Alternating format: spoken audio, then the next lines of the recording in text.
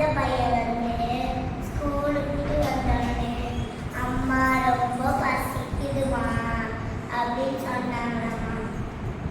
அப்போ வந்து போய் கிச்சன்ல இருக்கு சாப்பிடுன்னு சொன்னாங்களாம்மா.